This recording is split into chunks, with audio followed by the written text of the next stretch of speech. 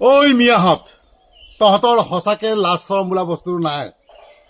আজি কৈ পেলালে তহঁতৰ সংখ্যালঘুৰ সংগঠনৰ এজন নেতা মুস্তাফিজুৰ আলীয়ে। গতিকে সঁচাকে তহঁতি লাজ নাইকিয়া। আৰু যদি তহঁতৰ লাজ থাকিলে সঁচাকে উজনি অসমত তহঁতে কাম কৰিবলৈ নাহ।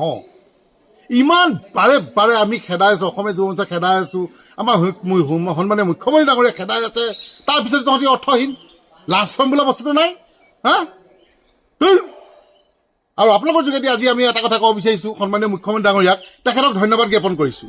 কাৰণ আমি দিল্লী পৰ্যন্ত অবৈধ মিয়া বাংলাদেশ খেদাৰ কাৰণে আমি প্ৰতিবাদ কৰিছিলোঁ, আমি সংবাদ মেল দিছোঁ, আমি কাৰ্যসূচী লৈছোঁ। তাৰ প্ৰতি সঁহাৰি জনাই, তাৰ প্ৰতি সন্মান জনাই আমাৰ সন্মানীয় মুখ্যমন্ত্ৰী ডাঙৰীয়াই যোৱাকালি যিটো এটা সিদ্ধান্ত ল'লে, যেনেকৈ কৈ পেলালে, আমি সঁচাকেই আনন্দিত আৰু সঁচাকৈ গৌৰৱান্বিত। আমি তেখেতক লৈ যি আশা দেখিছিলোঁ, যি সপোন দেখিছিলোঁ, সঁচাকৈ আমি ভাল পাইছোঁ। কাৰণ চাওক, বেয়াত বেয়া অসমীয়া যুৱ মঞ্চ সঁচাকৈ বেয়াত জমকাল আৰু ভালত ভাল, সেইটো আগতেও কৈ আছোঁ, এতিয়াও কৈ আহিছোঁ। কাইলৈ যদি মুখ্যমন্ত্ৰী ডাঙৰীয়া আমি বেয়া কাম দেখোঁ, তেখেতকো কিন্তু আমি কি পৰ্যায়ত লৈ যাম আমি নিজে নাজানো। গতিকে এতিয়া ভাল কাম দেখিছোঁ। অবৈধ মিয়া বাংলাদেশী আমাৰ 15-20 বছৰ সুৰক্ষাৰ ক্ষেত্ৰত যেনেকৈ তেওঁ মাত মাতি আহিছে বা তেনেকৈ কাম কৰিছে, আমি তেখেতলোকৰ লগত আছোঁ, তেখেতৰ যি সোণৰ অসম গঢ়াৰ যি লক্ষ্য আছিল, এই অবৈধ মিয়া বাংলাদেশী যি বিতৰণ তেওঁৰ লক্ষ্য আছিল, আজি লাখ লাখ হেক্টৰ ভূমি আমাৰ সত্ৰৰ পৰা নামঘৰৰ পৰা আদি কৰি বনাঞ্চল জলাশয় সকলো মাটি এই যি অবৈধ মিয়া বাংলাদেশীসকলে লৈ লৈছিলে, মোকলা মানুহজন কোন? আমাৰ হিমন্ত বিশ্ব শৰ্মা ডাঙৰীয়া। গতিকে তেখেতক আমি এই অবৈধ মিয়া বাংলাদেশ খেদাৰ ক্ষেত্ৰত আগতেও সমৰ্থন জনাই আহিছিলোঁ আৰু এতিয়াও সমৰ্থন জনাইছোঁ। আৰু এটা কথা লগতে ক'ব বিচাৰিছোঁ, আজি গোলাঘাটত আহি মই উপস্থিত হৈছোঁ। গোলাঘাটত দেখিছে গোটেইখিনি আমাৰ সৈনিকসকল আছে। দেখিছোঁ যে আমাৰ যি উপায়ুক্ত মহোদয় গোলাঘাট জিলাৰ তেখেতক এখন স্মাৰক পত্ৰ প্ৰদান কৰা হৈছিলে যোৱা নৱেম্বৰ মাহত, যে এই যি মইনাপাৰা ৰঙাজান কাঠকটীয়াত আমাৰ চৰকাৰী ভূমি তেখেতলোকে বেদখল কৰি লৈ থৈছে। আমাৰ কি হৈছে, অচিনাকি মানুহ আছে তাত, অবৈধ মিয়া বাংলাদেশী আছে তাত।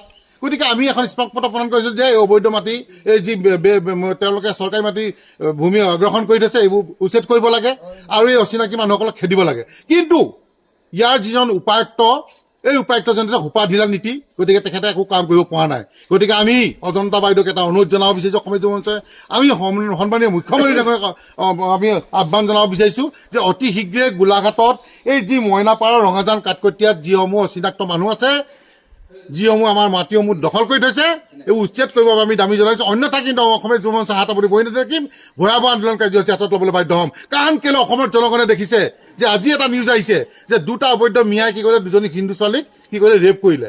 চুৰ মানে হৈছে মিয়া, ডকাইত মানে হৈছে মিয়া, ড্ৰাগছৰ বেপাৰী মানে হৈছে মিয়া, নকল পইচাত মিয়া, সকলোতে মিয়া মিয়া মিয়া, কেৱল অবৈধ মিয়া বাংলাদেশী।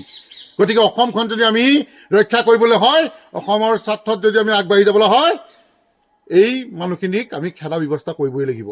গতিকে বিশেষকৈ আমি এতিয়া গোলাঘাটত এইটো প্ৰব্লেম দেখি পাইছোঁ, সমগ্ৰ অসমৰ লগতে এতিয়া উজনি অসমত আমি এটাই কথা আজি সকীয়ানি দিছোঁ যে য'ত ইটা ভাতত তহঁতে আছ, য'ত কাৰোবাৰ ঘৰৰ কাম কৰি আছ, অতি শীঘ্ৰে উজনি অসম কিন্তু এৰি গুচি যা। অন্যথা কিন্তু তহঁতৰ পিঠিত হালোৱা চাৰি কোব মৰা হ'ব।